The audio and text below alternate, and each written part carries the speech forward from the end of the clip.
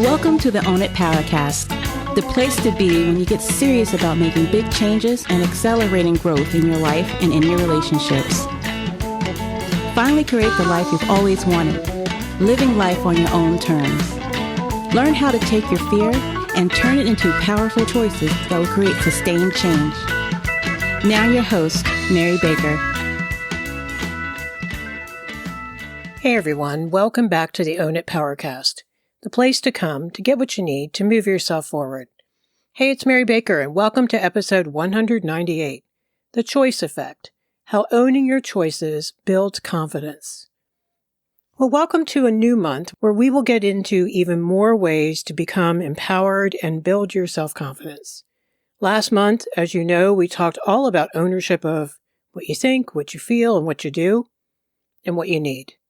Well, this month is going to be dedicated to how owning your choices is, I think, foundational for your self-esteem and necessary for having healthy relationships with others.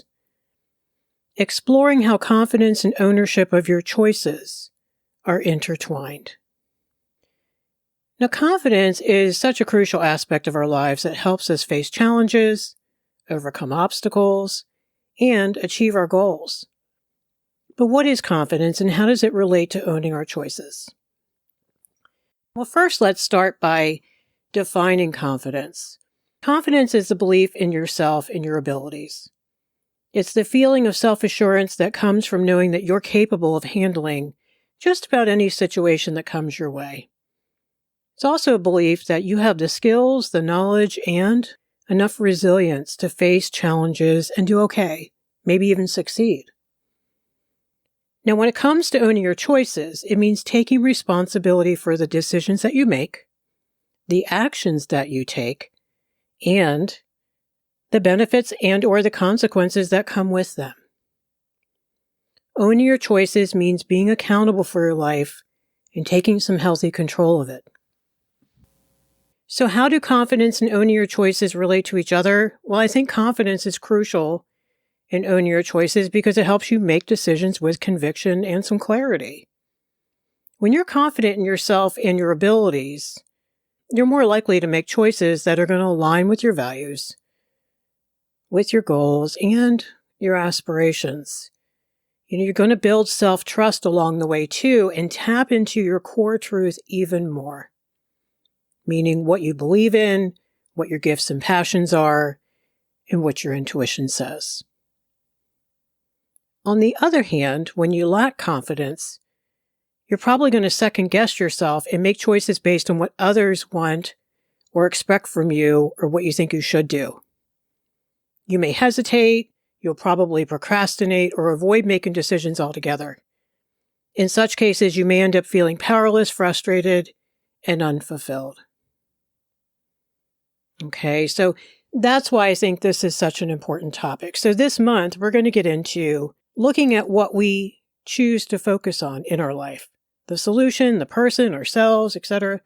Like, how do we begin to take notice of what we have chosen in the past, what we're choosing today, and what we'd rather choose going forward? We're going to look at how maturely we handle things, emotionally reactively or calmly and thoughtfully. We're going to look at where we are in control of us. We're going to also take a look at our environments. Those of you who have been listening know that I'm a big environments person. We're going to look at the people around you, the groups, the physical environments, the situations. And then finally, what we decide to change about ourselves and why it can be hard to choose, and why it can be so hard to actually move that needle. Okay, so first, let's talk about what it looks like when we don't own our choices. Now, people who don't take responsibility for their choices often display certain characteristics like, number one, blaming others. We talked about that last month. They tend to blame other people for their actions or decisions rather than taking responsibility themselves. So a little boundary blur going on there, like we've talked about here, because of the I. Denial is a big one. They deny or downplay their role in the outcome of a situation, even if it was clearly their responsibility. Let's stop here for a moment. Haven't we all been guilty when we were freaked out when something bad happened and we were still metabolizing the concept of responsibility for some of that? That's hard. That's hard because a lot of shame and guilt can come up that can feel really overwhelming. And if you grew up in a family where it was awful when you made a mistake, didn't get an A, let someone down, you're going to have a much harder time owning up. Conversely, I watch people as they heal a lot of that stuff on the inside, then they organically want to and are more able to say, yeah, that was my fault. I had a part in that. Okay, so denial. Another big one, excuses. They make excuses for their behavior, often rationalizing it or justifying it to themselves and others. So it's like we're lying to ourselves so we can lie to other people so they are not mad at us, so they don't abandon us or think we're awful. Avoidance. Here's a big one. They avoid taking responsibility by avoiding difficult conversations or situations where they might be held accountable. So they don't heal things that happen in their relationships, because if you already are avoidant, you've made some big messes in your relationships probably. Just by not taking care of things, just by not being open, by not having boundaries. So then it's even 1,000 times harder for you to step up and own it. Lack of accountability. They don't feel accountable for their actions, often believing they have no control over the outcome of a situation. Well, there was nothing we could do. Procrastination is a big one. They may put off taking action or making decisions, hoping that someone else will take care of the situation. Someone's going to come on a white horse. You're going to get rescued somehow from having to do something, make something happen, confront something, deal with something. Actually make good changes in your life and love yourself. Another one is inconsistent behavior. So they may say one thing and do another, that incongruence between walk and talk, or act in ways that are inconsistent with their stated beliefs or values. Now, this is usually the case. I think one of our biggest problems is when we get out of alignment with who we really are, what we really believe in, what really matters to us, and what we really want. You can't feel good about yourself if you're saying one thing and doing another. And finally, a victim mentality. They may see themselves as victims of circumstance, believing that the world is against them and they have no control over their lives. I know that sounds dramatic, but I know we all have listened to people do that. Maybe we've had moments of desperation ourselves. It's okay to rant and grieve and get upset and metabolize your feelings. But then grown up is, okay, but what do I need to do? So overall, people who don't take responsibility for their choices often display a lack of accountability, a tendency to give power to others by blaming them, and an avoidance of difficult situations. So a lot of times they don't take advantage of opportunities in their life because they may have to set some boundaries to make that happen or blow some stuff up in a good way to make that happen. And then they also blow trust in their relationships because people can't count on them to have the courage to do the hard things. And then they don't believe in themselves either because they know they're not doing the hard things. So owning your choices is all about holding yourself accountable. This means being honest with yourself about your choices. And it also means taking responsibility for any mistakes or missteps or screw-ups that have happened, rather than blaming others or making excuses.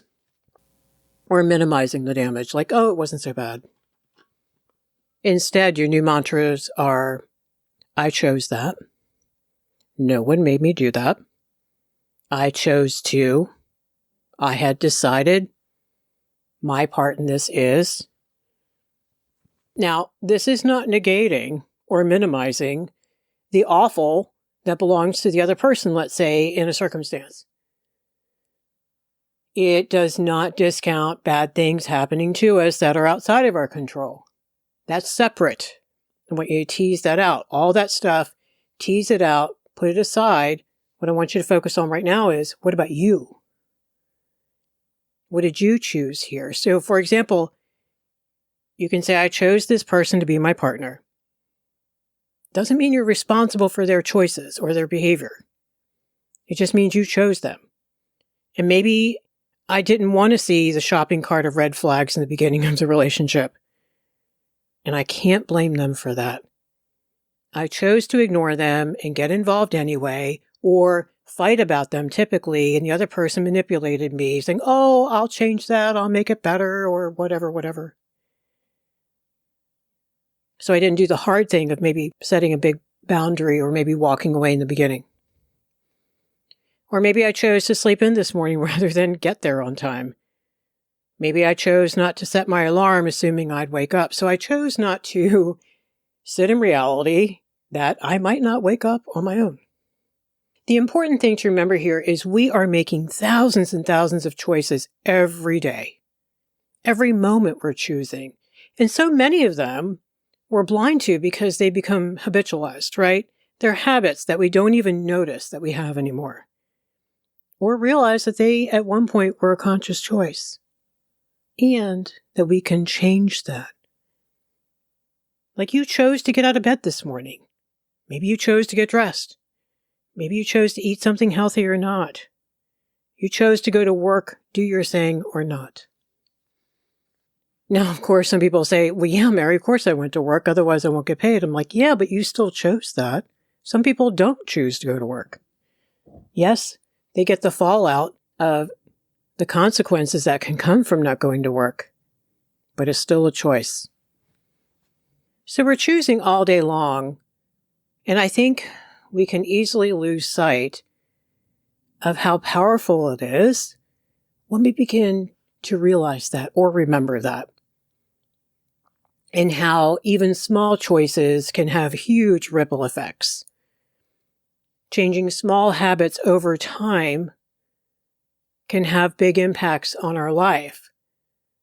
What we need to do is get down into the day-to-day choices that we're making, because that's creating our future. For example, if you look at your health, the things you're doing or not doing today are creating your future health, contributing to it, healthy or not.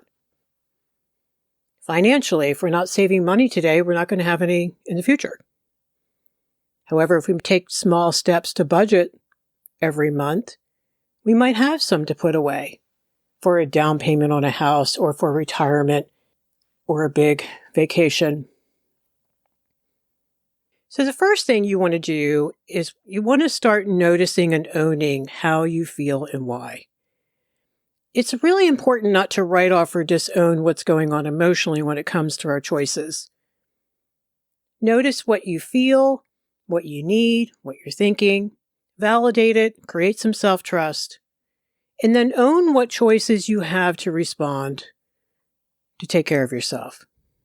What would be the healthiest choice in this situation and why, you ask yourself. Do you yell at your partner because you're mad, or do you figure out the boundary issues and state those, keeping the focus on yourself? So I can yell at them, I can push them away, put them on the defensive, we'll probably never resolve anything. Or I can choose to make I statements and let them know what I'm not okay with and let go. Let the ball go to them. They're in a place of choice as well. And see what happens. Reality is what's going to happen either way. So really just starting to notice as you go through your day and start to notice the habits that you do. Like right when you get up in the morning, notice your morning routine. Why is that your routine? Like think about it. And do you still want that to be your routine and why? What does it reflect? Does it reflect chaos and disorganization and stress or does it reflect thoughtfulness and self-care and organization and starting your day the way you want to? So do that and then go through the rest of your day and your evening and do that for several weeks so you can get a sense of what's going on. I mean, outside of a crisis happening in your life, you want to get a sense of what's normal. What have I habituated here for my life? Okay, so just really start to notice. Don't judge. Don't be hard on yourself. Just start to notice. Like maybe you notice that you hit snooze 5 times before you get up. What's that about? Does it mean you need to go to bed earlier? Does it mean you don't like your job? Does it mean that you have emotional things you don't want to get up and face? And then what could you do to make that different for yourself? Just really start creating awareness first in a loving way. Number 2, take responsibility for the areas of your life. Take out some paper and draw out each area and write about how much you are taking ownership of how things are. These are the things within your control, of course. Like how healthy is your choice of partner and friends right now? How reliable and mature are you, especially in difficult conversations? Another area will be your health. Like, are you taking care of your physical, your emotional, your spiritual health? If not, write down some things you can begin to do. Again, you want all of this to be in alignment with who you are and who you're becoming. We need congruence, guys. We need to feel like we make sense. We need to know that we can trust ourselves to love ourselves enough to have our life reflect who we really are on the inside and who we're becoming. Don't forget that piece. If you want to really become more organized, let's say, start doing things that make you look more organized. Start tackling it. So you are becoming that. You're not there yet, but don't discount the process and the progress that you're making towards becoming that. 3, create mindfulness around all the millions of choices you make all the time. Go through your day and week noting how many things you were able to choose and what you think about those. Sometimes just even doing this exercise, as annoying as that can sound, is really empowering. You know, we forget how much healthy power we have in our life, especially when we get in a rut and everything becomes a series of habits. We don't notice. 4, catch yourself when you want to outsource the responsibility because you deep down feel shame and regret. Hot potato, you just want that away from you. You want that bad decision, that bad situation far, far away. We want to run because we are afraid that we can't deal with it, and that's not true. And we all know that the only way to make that better for yourself is to face it head on, tackle it, heal what you can, learn what you can, and live differently. When you recall some of these things, you might need a safe, healthy person to talk to and work through that stuff. We need someone to love us back to sanity. We need someone to love us back to making good changes for ourselves. Number 5, watch your talk. Like, how do you sound? How do you talk? Like, is it all woe is me, because of them, I have to, or I should, and oh my God, I can't believe they. Or do you hear yourself saying things like, I prefer, or I've decided, or I think I'm going to choose this, or I own that screw up. That's on me. I didn't look where I was going. I was rushing. I didn't take time last night to get organized around this. Think about how you talk. That's a big thing because your subconscious is listening. And it's either going to think that you're in charge or everyone else has your power. 6, stay focused on your part, your feelings, detached from theirs, your opinions, detached from theirs, your needs, not theirs. Because when you're in choice, there's no more better or worse than. No one's better, no one's less than. All of us have equal rights to our feelings, our needs, and our choices. And finally, keep reminding yourself of what you can't control. Everyone else's thoughts, their needs, their behaviors, their choices, their ignorance of the truth or your truth. Maybe situations that just happen, outcomes we didn't want, all of it. First we detach and then we grieve. We let ourselves grieve, don't skip that part, And when you feel like you have stomped around enough and cried enough, then you can refocus on what you can change. Okay, so what a lot of people struggle with is making decisions, making choices. And if you struggle with control and perfectionism and self-esteem, you're going to. It's the restaurant menu. If you struggle with that, the bigger the menu, the more hell you're sitting in that moment. And you're mortified that you can't make a choice. You're so afraid you're going to make the wrong one. I think a lot of it is becoming so disconnected from the true self over time that's why, one of the reasons why we don't trust ourselves. All right, so how can you cultivate some confidence and own your choices? Now, this is a process, and it doesn't happen overnight. But here are a few tips to get you started. First of all, get your why together. Focus on your why. Journal about your values and your goals. Know what's important to you and what you want to achieve. That's really going to help you make decisions that align with your vision and your purpose. Like, what matters to you? Is it your family? Is it your kids? Is it the community that you serve? Is it justice? Is it creativity? Is it nature? Is it spirituality? What is it for you? Number 2, learn from your mistakes. Look, failure is how we learn. And it's essential to learn from our mistakes and use them as opportunities to grow and improve. So, for example, maybe a mistake is you blew an opportunity. Maybe you procrastinate in calling that person back. You didn't show up as your authentic self in that interview. You let anxiety get the best of you, that kind of thing. We want to learn from that. Like, how do I work on my anxiety then? So that the next interview I can kill it. Number 3, practice self-care. What we forget is when we are disconnected from ourselves, we need to reconnect. And by taking care of our physical, our emotional, or mental health, we help ourselves heal, and therefore we can begin feeling more confident and empowered to make choices that serve us. 4, surround yourself with as many positive influences that you can. Being around people who support and encourage you can really help boost your confidence and give you the courage. Because they have your back. And they support what you want to do to take care of yourself. Especially if you grew up in families or you're in a situation where someone gaslights the shit out of you and tries to talk you out of your truth.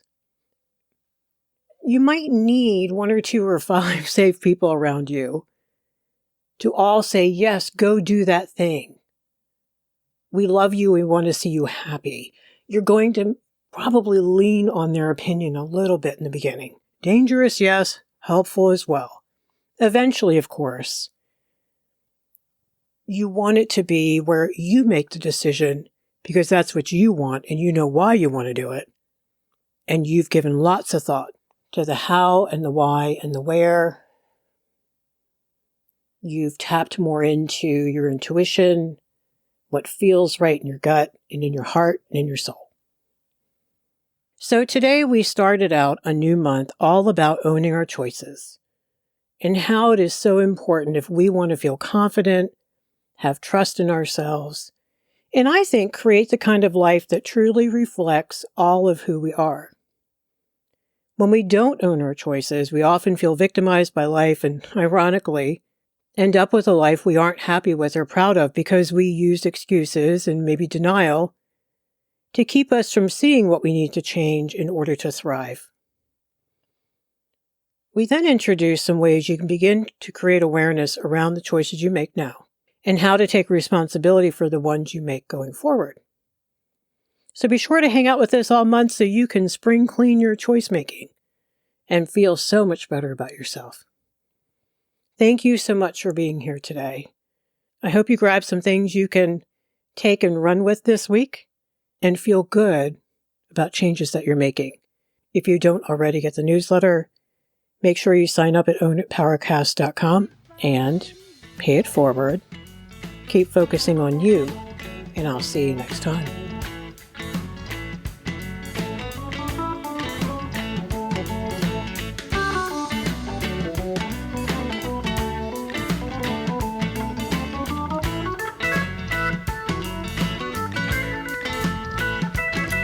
We hope you took away some useful insights and tools you could begin using right away.